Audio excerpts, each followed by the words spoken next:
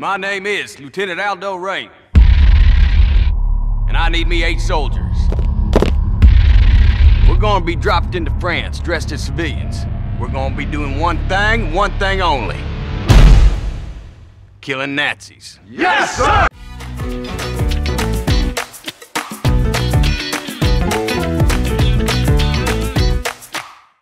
Draga publiko, dobrodošli u 2. Radimo Tarantina. Po ko zna koji put i radit ćemo ga i u budući. I radimo jedan od njegovih najboljih filmova. Po najboljih. Po najboljih. Na predlog Ivana. Radimo film Inglourious Basterds. Film se radi o drugom svjetskom ratu na tarantinovski način. Tako je, jedna klasična tarantinovska, da upotrebim jedan teorijski termin, historiografska metafikcija, odnosno njegova verzija priče o drugom svjetskom ratu u duhu onoga što on inače radi.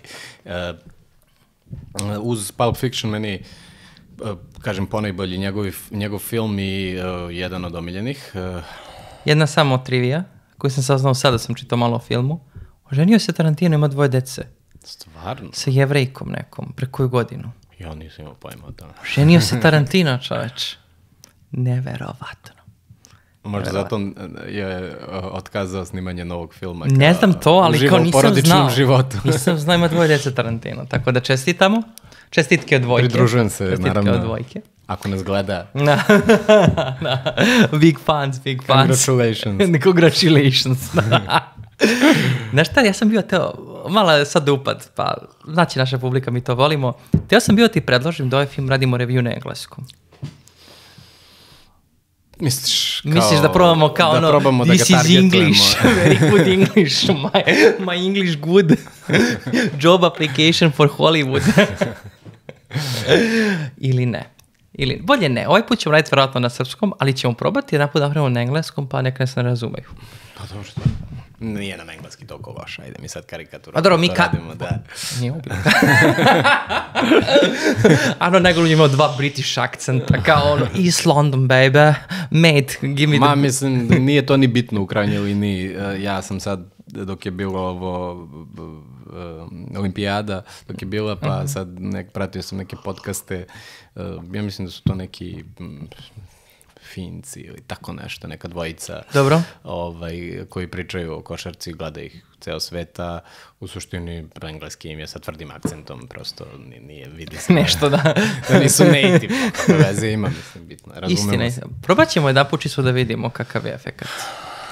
Ali da se vratimo mi sad na ovaj film. Ovom filmu Tarantino pokuša po prvi put nešto drugo. Tarantino je jedan od ljudi koji verovali ne čita kritike svoje. I dobio je dosta kritika koje on smatra su bile opravdane, da on ne pravi dovoljno suspens, to jeste tenzija. A i sa druge strane ovo je prvi u nizu njegovih filmovima koji se bave istorijskim temama. Da, i ovde mi osjećamo tu tenziju. Znači ovaj prvi film gde on to apsolutno ide. Ovaj film je bio dugo godina u izgradnji, on je bio počeo da razmišlja o njemu, počeo da piše pre Kill Billa.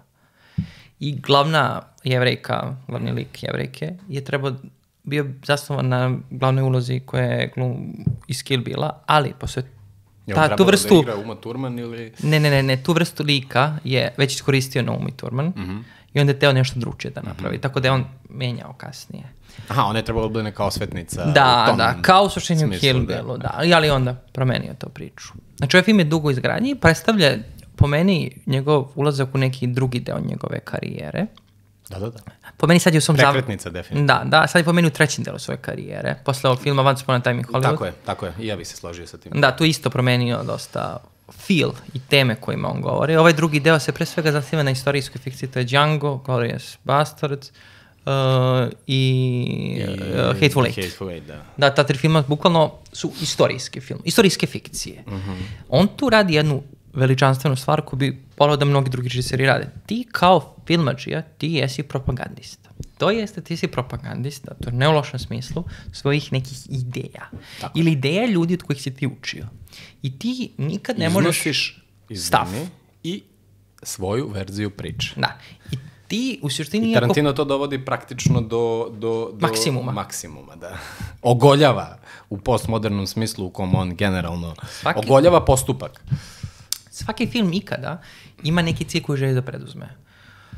Ti filmovi čak i u dobrom smislu, uvek to rade sa nekom ideologijom, idejom, koja je pre toga došla i ti stvaraš neku priču. Tako je, nešto što te je formiralo kako je neko pred kamerom. Kao autora, da. E sad, njegovo majstorstvo je toga što on to radi na taj neki tarantinovski, na to je kao neko pop kulturni.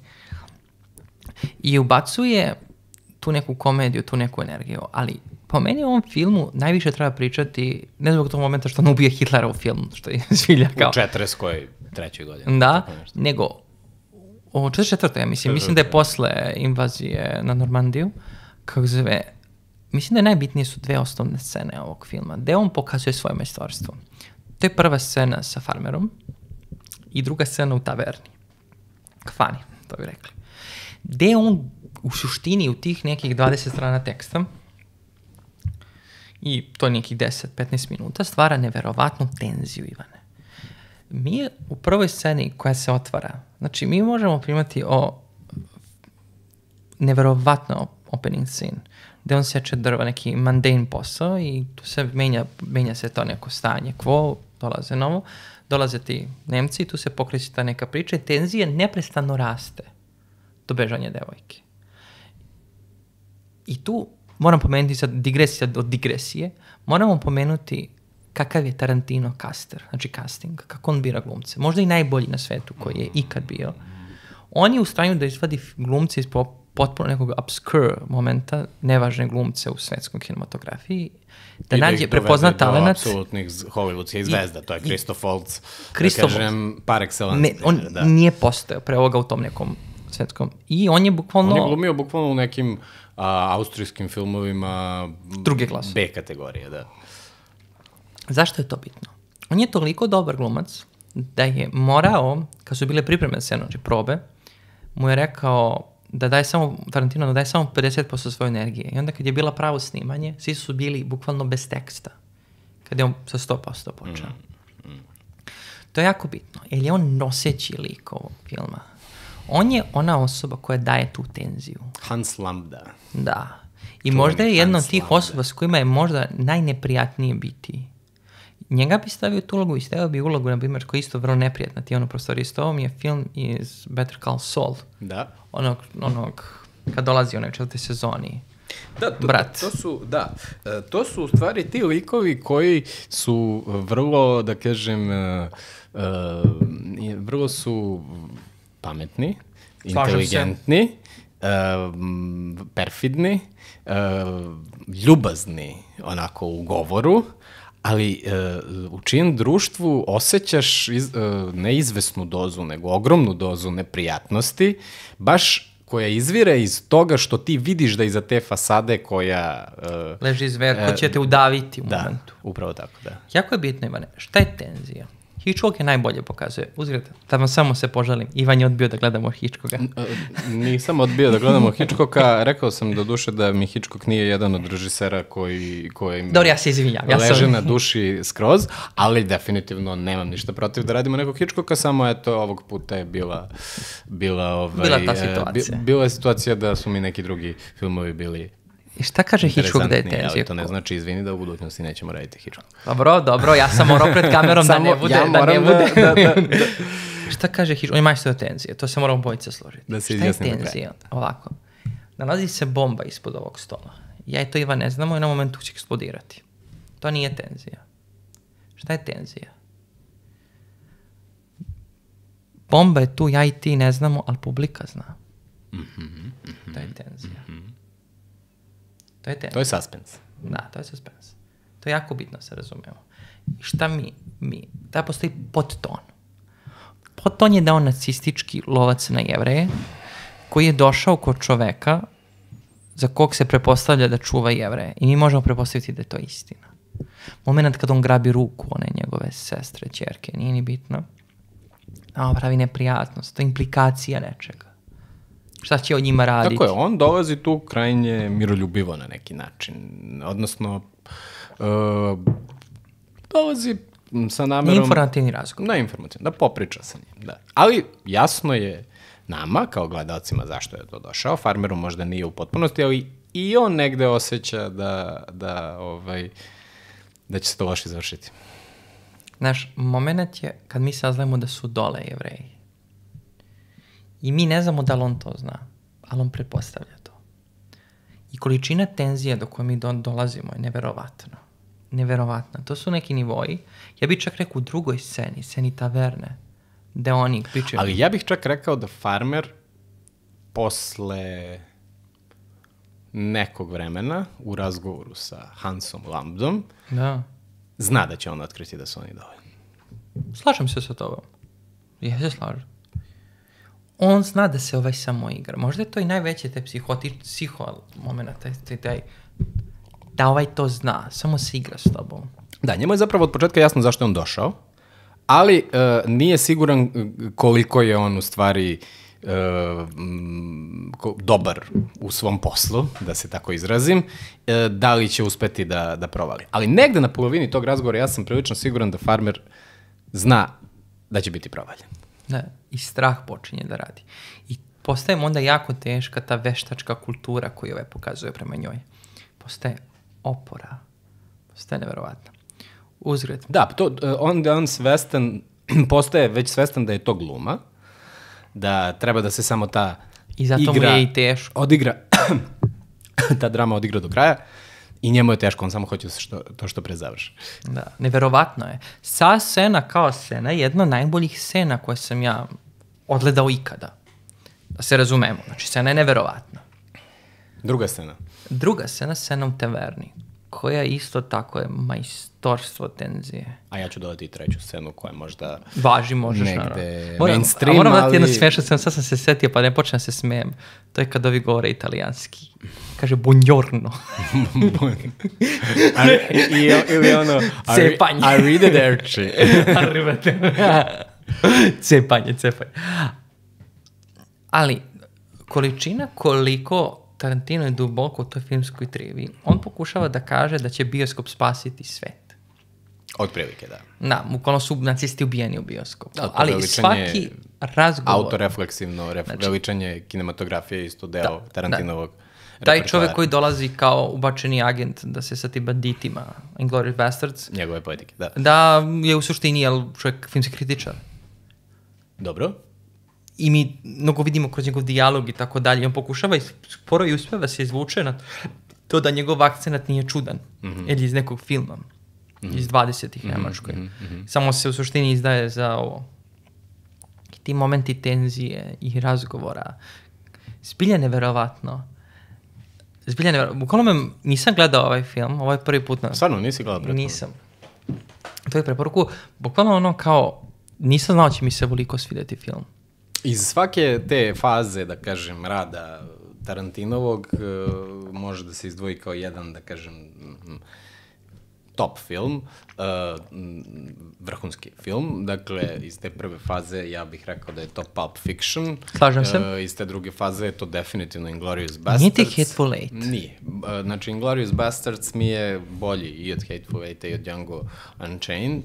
Ne samo zato što je prvi u nizu takvih filmova, već jednostavno mislim da je tu Tarantino pokazao svu raskoš talenta za to, za istoriografsku metafikciju, da se igra sa istorijom, da u potpunosti uklopi istorijske događaje u svoju poetiku. Dakle, da uklopi sve to da bude koherentna celina. Mislim da to do kraja nije uspeo ni u Hateful Eight, ni u Django Unchained, iako su to izvrsni filmovi. Si gledao možda Jackie Brown na njegov film?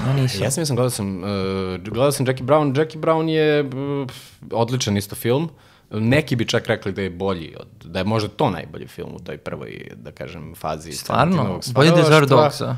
Da, ali meni... Možda bi mogao ga pogledam još jednom. Ja sam ga gledao samo jednom pre možda 10 godina. Da, kako smo krenuli završimo Tarantina? Da, ali eto podsticaja. Ali tad mi nije sad imao neki... Dobro, ajde, možda tad nisam gledao filmove sa toliko pažnje kao što ih gledam sada, ali prosto nije mi taj neki utisak, nije ni njegov scenario, možda i zbog toga, kao prosto scenario je rađen po romanu ovog njegovog omiljenog pulp pisca Elmora Leonarda. Tako da, mislim, adaptirao je samo. Stvarno? Adaptiran je scenario, da. Wow. Nije originalno njegov scenario. Tako da možda zbog toga prosto nije, ja Tarantina mnogo više cenim i njega vidim kao autora, pre svega kao scenaristu, a manje kao režisera. Da, njegovi dijalozi su odlični. Ali da. Pa ja mislim u suštini ti nemaš ovde scene akcije puno. Ti ovde imaš više scene dijaloga, one nose film. Scena dijaloga, to onda scena dijaloga koji ispituju onog nemačkog oficira Jevreji. Scena dijaloga u taverni i onda scene dijaloga koji se na kraju završnom delu filma. On kad ispituje ono dvojice, kad prihvata i imaš moment akcije, naravno. I sad vidjet ćemo u ovoj trećoj fazi, odradit će bar još jedan film, koliko znam, tako da Once Upon a Time in Hollywood je odličan film, ali vidjet ćemo kako će biti po meni to omiljeni film njegov. Pa, možda zato što je doneo nešto novo sad, posle niza godina sličnog. Pa moguće. Ali vidjet ćemo, kažem, treba bar još jedan da bi mogli da uporedimo. Moramo sad da počnemo da priču, ovaj film, osnovna priča, o tome mora biti o filmovima o holokaustu. Znači, on pripada toj grupi filmova. Da, ali na potpuno drugačiji način. Ali jeste film o tome. Da. Ali jeste film o tome, da. Ovo je prvi film koji Jevrejani prikazuje kao žrtve, nego kao ljudi koji preuzimaju akciju da se svete. I šta biti, ja mislim, ovo je prvi film gde Jevreji, gde se Nemci boje Jevreja. I postoje kao, među Nemcima priče, oni kažu nacistima. Aktivni junaci postoje Jevreji, nisu pasivni, da. Ali onom u osnovnom momentu, kao ona na kraju ubija, znaš, kao... Da, ja se slažem da je to razlika, pre svega u odnosu na prethodne filmove, između ostalog. Naravno, tu postoji ismejavanje Hitlera i svih njih, prikazivanje kao klovnova i to u mnogim filmovima već rade, ono što kad je počeo Chaplin sa diktatorom, znači počelo to pre Drugog svjetskog rata, se znalo ko je Hitler. Ali to je razlika bitna, da. Oni ne bivaju više samo žrtve, nego budu akteri. Ali nije samo to, kako da ti kažem, razlika je u tome što se toj temi pristupa na nešto slobodniji način. Odnosno, nekako tema je takva, prosto razmere te tragedije su ogromne, da su autori toj temi pristupali na jedan tvrdo ozbiljan način do tada. I, ne znam, Spielberg i Polanski i ostali. Dok Tarantino prosto ne odstupa, odabirajući temu holokausta, ne odstupa od svoje poetike koja se zasniva dosta i na humoru i na toj nekoj laganijoj atmosferi na neki način, tako da nekako uspeva da temu holokausta uklopi u to, a da je ne banalizuje. Da, uspeva da je ne banalizuje. Meni se sviđa taj element da među Nemcima postoji strah od Jevreja. To nikad nisam do sad video. To mi je nevjerojatno, kao imaš Bear Killer i tako dalje. Naravno, tu ima dosta ni gnusnih scena koje Tarantino, ne znam, obožava. To su stvarno katastrofa scene. Ali kao majstor da kontroliše publiku, što smo ti već jednom put pričali u njegovim filmovima. On zna šta publika želi, on će to publici doneti. Ali volio bi da pričamo isto i o ovom glumcu Kristoferu Waltzu. Dobro. Neverovatna uloga. On kad god je na sceni, on briljira. Ti znaš da on govori italijanski i nemački? Znam. Francuski. Mislim, dobio je Oscara i za taj film i za naredni film. Nisam ga gledao, ja u puno filmu. Gledao sam ga u ovom filmu sada, gledao sam ga u Django Unchained-u. Oscar je dobio za oba filma. Ali je glumio još nečemu? Pa nisam ga gledao, ali jeste, verovatno je napravio, mislim sigurno je to je jedan od boljih karijeru u Hollywoodu, jeste, apsolutno. Glumac koji dolazi sa evropskog područja, iz evropske tradicije, koji u Hollywoodu pokazuje zapravo svu raskor svog talenta. To je... Da, jedan od najboljih glumaca, vjerojatno, ja mislim, koji trenutno su živi. Da, u grupi je najboljih svakako. Ponajbolji. Nešto kao, vrlo je težo kao fizički neimpozantna ličnost da izgledaš preteći. Ima nešto to u sebi. Barem to glumi da ima. Za primjer, ja verujem da mnogi ljudi budu kastovani, tako imaju to nešto u sebi. A ja za njega mogu da kažem da on možda ni nema, možda je samo glumi da ima to u sebi. Pa možda, da, ali dobro, to je on je glumac, to i treba tako, jel da? Da čuo sam da Joaquin Phoenix, brate, da on je, to zove method acting, da on preuzme kao ličnost. Potpuno, da. Da ne znam koliko je to, mnogi glumci to ne vole. Mnogi to rade, Daniel Day-Lewis takođe. Daniel Day-Lewis ima 10 filmova kojima je glumio i u svim, zato što on jako bira uloge i jako im se dugo posvećuje. To, mislim, rade još niz glumaca, Christian Bale isto.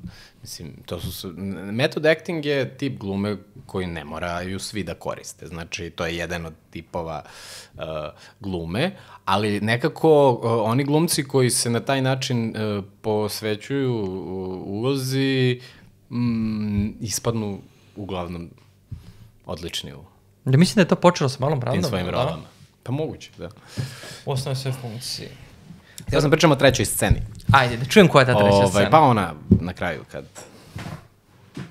mu iscrtaju kukasti krst na čelu. Scena. Sad, pa zašto? Zašto ta scena? Pa zašto? Mislim, zato što mi sad Tarantino pravi taj svoj imaginarijum tako da imamo tog antiheroja u filmu. Pa nije simpatičan. Simpatičan... kako se to kaže, to je isto jedan teorijski koncept našeg jednog teoretičara, Nikole Miloševića, o negativnom junaku koji govori o tim dopadljivim karakteristikama negativnog junaka. Zašto je negativni junak dopadljiv?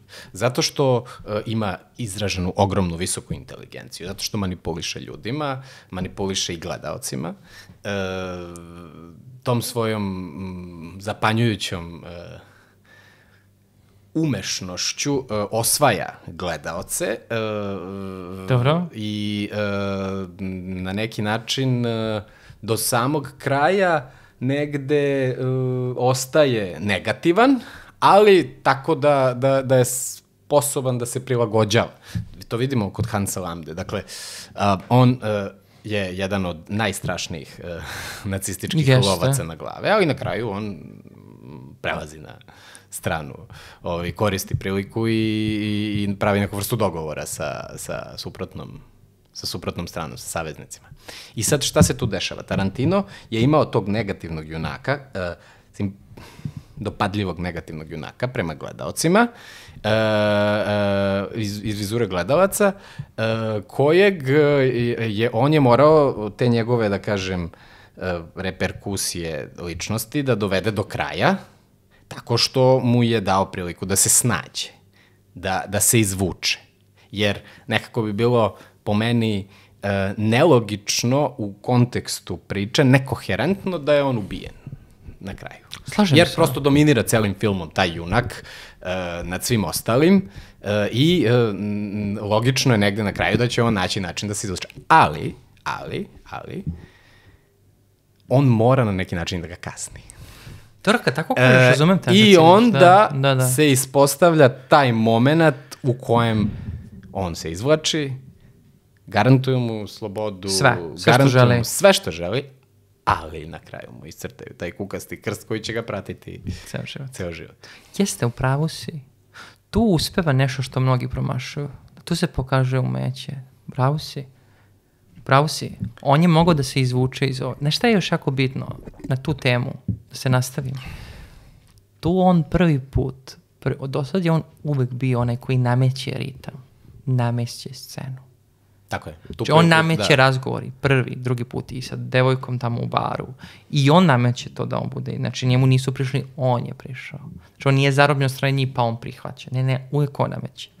Ovo je prvi put da na njega neko vrši svoju volju. Tako je. I sa druge strane, i u dramaturškom, opet se vraćam smislu, on je morao da zadovolji potrebu drugih junaka da se njemu na neki način osvete. Ako ne mogu da mu se osvete tako što će da ga ubiju, zatvore i tako dalje, jer je to nešto izvan njihovih mogućnosti, okolnosti su takve, oni su nekako morali da nađu način da mu se osvete na jedan ili drugi način. I našli su. U suštini ga obeleže za ceo život, jel? Tako je. Jer i publika njega, simpatičan je i tako dalje, ali i ona očekuje na neki način kaznu. Da. Prosto je neverovatno i njemu da će on tako da se izvuče. Da, zbilje je neverovatno. Mislim, kad tako kažeš, onda se slažem. On je bolji ovaj film od Django i Hateful Eight. Bolji je film. Da. Mislim, kako ti se čini gluma Brada Pitta? Vidio sam ga u boljim ulogama. Ja bih rekao, da. Nije mu ovo čak... Nije mu ovo leglo, da budem iskren. On ima harizmu koju Brad Pitt je dobar glumac. On ima svoju harizmu. Tako i ovaj film mu negde leže u tom periodu kad je on uglavnom glumio drugačije uloge. Ali ja mogu da zamislim da neko ovo odglumi bolje. Ima tu neku... Ja mislim da je možda Tarantino i želeo da on neku šeprtlju. On je glumio kao malo i pogubljen u tom svetu. Malo Tarantino, Brad Pitt, kao da ne želi da bude tu, iskreno. Kao tu je, ali kao ne osjećam njegovo srce u filmu. Mislim da nije savršeno kastovan on, ali meni je bio simpatičan, volim Brad Pitta. Mislim, šta ti misliš? Pa dobro, i sad razmišljam ko bi recimo mogao da bude. Pa DiCaprio bi možda bolje leglo. Ova uloga? Da. Pa, možda. Recimo, da. Ali, Christianu Bale-u bi legla uloga jako. Da. Ali meni se čini da je za Brad Pittovu karijeru ovo bitna uloga jer je iskočio tu iz nekih svojih komfortnih uloga koje mu nisu donosile slavu. On je uglavnom glumio glavne uloge, ali uloge koje su bile dosta manje zahtevne. I onda mu je Tarantino dao priliku da glumi u nešto zahtevnijoj ulozi. On se možda nije potpuno snašao jer nije navikao do tada da glumi u takvim ulogama, ali je neka prekretnica u njegovoj karijeri da je on počeo da razmišlja i o mogućnosti da glumi takve uloge. I kasnije je pokazao svu raskoš svog sjaja, mislim, kod Tarantina na kraju krajeva u Once Upon a Time in Hollywood. Meni je najbolja Brad Pittova uloga iz kod toga je reči... U Snatchu. Snatchu, da. To je meni najbolje. Pa dobro, jeste, da. On ima 90-ih ima tu fizikalnu energiju. 90-ih ima tih nekih uloga. Baš u jednom Tarantinovom filmu, odnosno nije to Tarantino film, to je film Tonija Scotta, True Romance se zove, Prava romansa, ne znam da si gledao. Nisam gledao. Tarantino je pisao scenarijo. A Tony Scott, brat Ridleya Scotta, koji je nešto nedavno preminuo, pre nekoliko godina, on je režirao, 93. godine. Ja mislim, film ide između Reservoir Dogsa i pre Pulp Fictiona. Dobro. I Brad Pitt ima tu jednu epizodnu ulogu u kojoj se pojavlja jednom ili dva puta u celom filmu, glumi nekog stondiranog, naduvanog lika, ali fenomenalan je. I u tim nekim sporednim ulogama, da kažem, on je najbolji. Njegova epizoda u Prijateljima. Pominjali smo to. On je možda jači u sporednim ulogama, ne u glavnim ulogama. Na kraju krajeva i u Once Upon a Time in Hollywood on ima sporednu ulogu. Nije glavna je DiCaprio.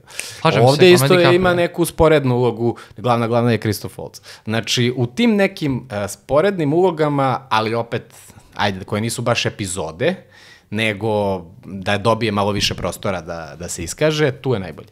Da, tu se vidi majstorstvo Tarantina. Kao što smo rekli, on je čovek koji apsolutno prepoznaje. Kad sam ti pričao, sam slušao njegove intervjue, mislim, izlazilo mi je, pa sam slušao, i on tu priča kao tim nekim, kao nepoznatim glumcima za mene, koji pričaju nekim ulogama, nekim castingzima i tako dalje, kao kako je u stanju da prepozna. I ne mogu ponovo to da nađem, taj podcast što sam ti pričao, ali moram da ga nađem i da gledam. Tarantinov podcast. Da, zato što kao... Stvarno te nauče da razmišljaš o tim nekim likovima na drugačiji način nego što si do sad. Nekako kao kroz oči industrije. I to nije tipičan način gledanja filma. Znaš, mi pokušamo od ovih naših review da napravimo razgovore. Mi nismo filmski kritičari i to nikad želimo da budemo. Pa nismo profesionalni. Da, mi se prosto kao dva čoveka koji pričaju o filmovima. Tako je. Gledali smo i razgovaramo o njima. Tako je. Ali... ipak je lepo kad znaš nešto malko više, kao zašto bi te neko ipak slušao, bar nešto da čuje zanimljivo. I onda pokušava čovjek da pogleda nešto malo sa strane, ali opet ne previše da ne bio pretenciozan. I ono malo što sam našao, opet što sam gledao Tarantino, kao priča na primjer o glumici koja, si gledao možda film Scott Pilgrim, Visit the World? Jako zanimljiv film, dobar. I tu priča neko Mary Elizabeth Weinstein, kako se zove ta glumica, kao priča o njoj, kao ona je glumila tu glavnu žensku ulogu i priča o njenoj karijeri. To je neka glumica iz nekih par trivialnih filmova. I zna celokupnu njenu karijeru i kako je ona dobra zvezda, kako bi ona mogla da naraste, kad je bio pik njene karijere. I on ima taj nekaj, oni kažu enciklopedijski poznavanje filmske industrije. Ne. Ja mislim da postoji kao potpuno razumevanje Hollywooda. I šta znači taj svet zabave i filma? Jer u svetu modernih telefona ti ne možeš da nateraš ljudi da odu u bioskop. Tako je, pričao si o tome već u kontekstu Once Upon a Time in Hollywood, da je to pravo bioskopsko iskustvo. Da. Ali on razume to da je ovo sve telefona i on ti pravi pravo bioskopsko iskustvo. Marvel ne razume to. Marvel samo razume da publika dođe ako ima eksplozija svakih minut i po, i ima šala svakih minut i po i ima ljudi u stegnutim modelima. Da, on razume šta ljudi dolaze, zbog čega, on zna šta je ljudska pažnja i tako te stvari. Znači, potpuno razumevanje industrije i to možemo da vidimo. Tako je, razumevanje industrije i shvatanje jedne činjenice da ljudi treba da imaju razlog zašto odlaze u bioskop. Slažem se. Znači, to si lepo i onda rezimirao vezano za Once Upon a Time in Hollywood. Once Upon a Time in Hollywood je u stvari ta njegova autorefleksija prema Hollywoodu. Prema klasičnom Hollywoodu, ali sa refleksijama, sa odjecima i današnjice. Znači, prosto njegov pogled. I sad ovaj zadnji film je isto trebalo da bude, ti očigledno usmiraju svoje karijere, on odlučuje da se okreće autopoetičkim temama. Znači, Hollywoodu, filmu, filmskoj kritici. Život. The Film Critic je valjda trebalo da se zove ovaj film. Najnoviji. Znači, o kritičaru nekom filma. Znači, režimira na neki način svoju karijeru, generalno filmografiju, kinematografiju u perspektivi od 60-ih zlatnog doba pa do danas. Moramo biti iskreni. U svetu streaminga serije su popularnije i ja ih više gledam sad nego filmove. Zato što možeš više da se posvetiš i da zavoliš lijekove. Znači, ja sad gledam trenutno Doktora House-a. 3. sezona. Pa ja sam negde i očekivao da Tarantino pređe na serije, ali možda i hoće, vidjet ću. Pa, znaš šta je fora? Previše je uspešan u ovome da se tako odluči lako da pređe, znaš, kao, možda je i to, znaš, kao, ne znamo. Mislim, šta mi znamo, još on mlad čovjek, se mi razumemo. On može se vratiti s njim još 10 filmova. Mislim, šta on može živjeti 90 godina lagano, ako ga Bog poživi zdravlja, šta, koliko ima, 60 godina? Pa znam, nema puno, da, 60. Možda imaš 30 godina karijera, pa kako Ridley Scott ima? Pa sad izlazi. Ne znam, nego baš zato i kažem, možda i hoće, to je ono iščekivanje kao iščekivanje da Mourinho preuzme neku reprezentaciju. Ali dobro, u svakom slučaju ja mislim da on hoće prvo da zaokruži taj ciklus svojih filmova, pa onda da se možda... Moguće, vrlo. Znači, to sad ima i porodicu, ja ne znam kako on razmišlja, koliko ima sad slobodnog vremena, mi moram razumeti, on je bio non stop drugčije kad imaš porodicu i kad nemaš porodicu. Yes. Ja nisam ni znao za taj podatak, čovječe. Vrlo, ja sam morao direktno da googlam.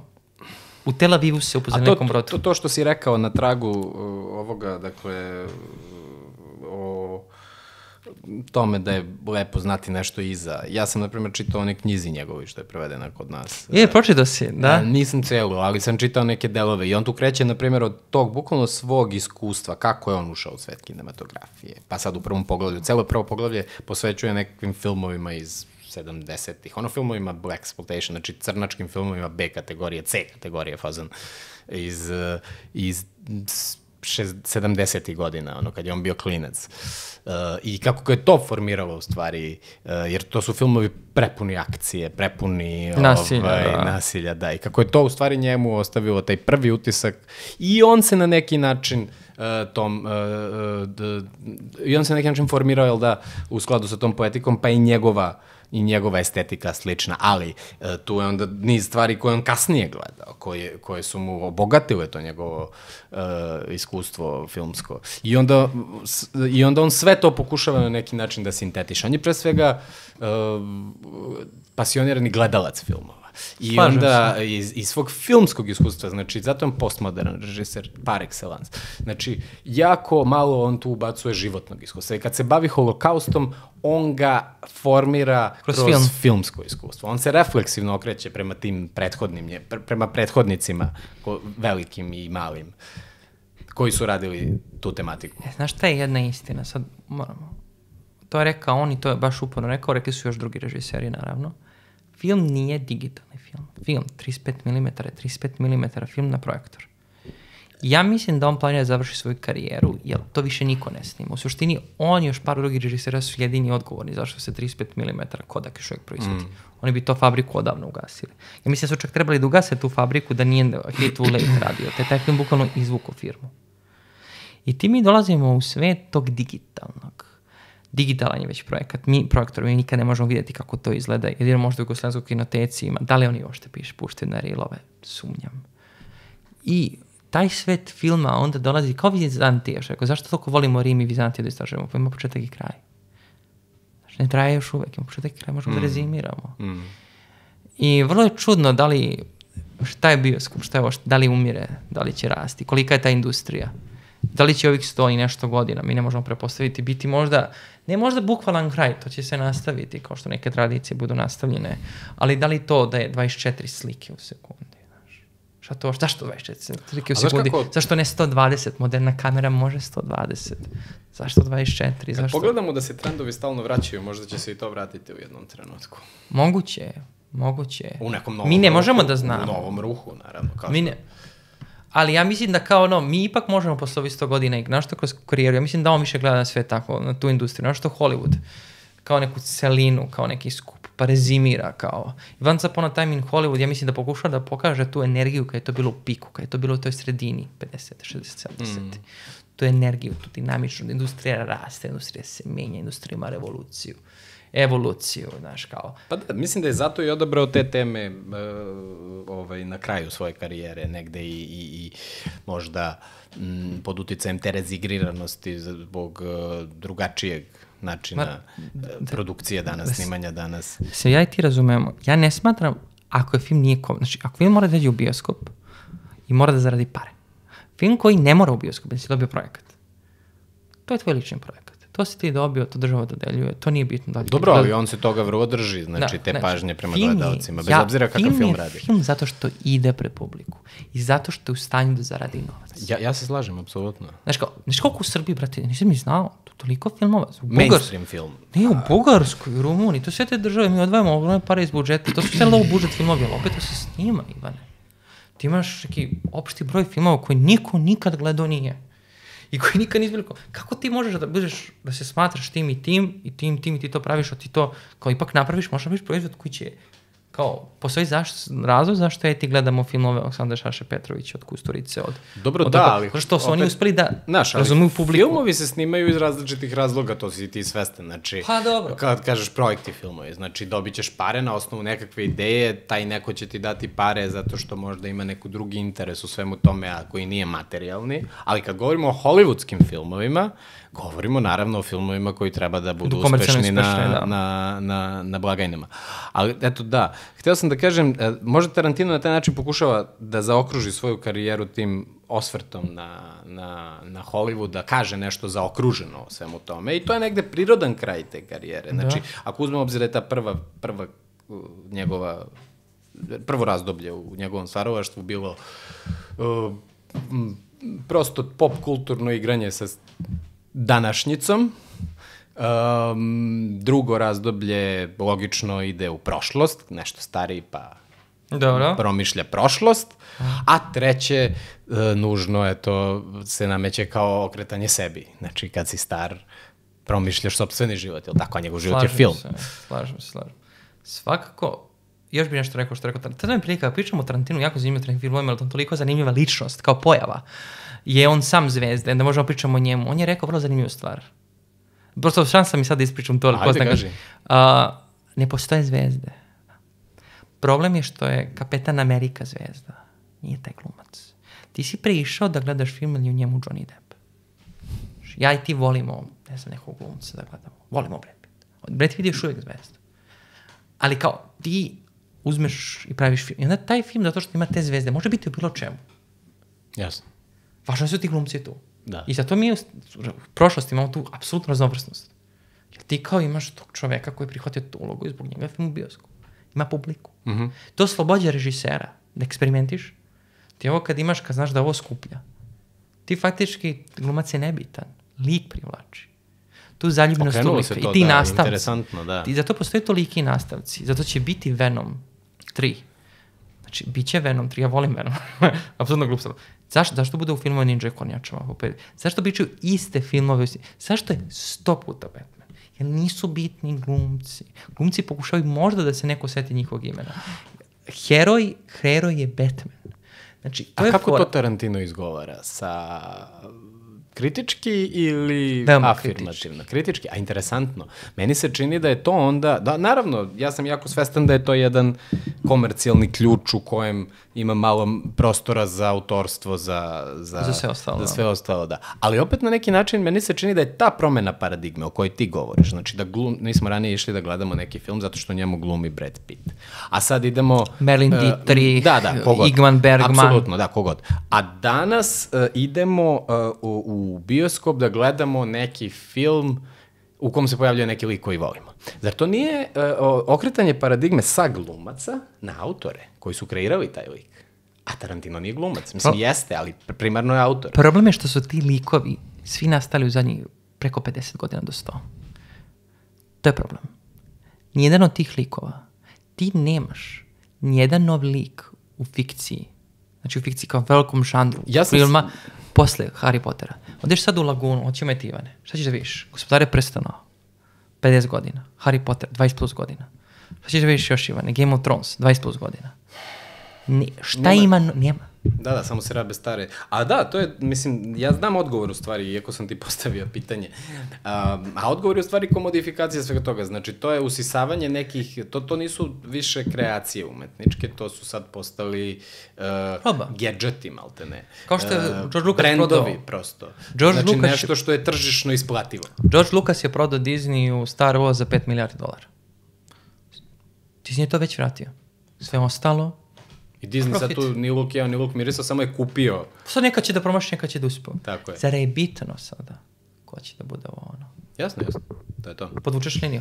Ništa, ljudi, malo smo te skrenuli sa teme, ali kad pričaš o Tarantinu, to prosto možeš da uradiš. Da, mislim, Tarantino je rezervoar tema. Tih. Prosto i on svojom autorskom ličnošću na neki način to podstiče svojom ogromnom erudicijom, odnosno pre svega u filmskom smislu, dakle, tolikom nagledanošću, da kažem, svega i svačega, da prosto teme se same nameću. Ali, eto, hvala vam što ste nas pratili.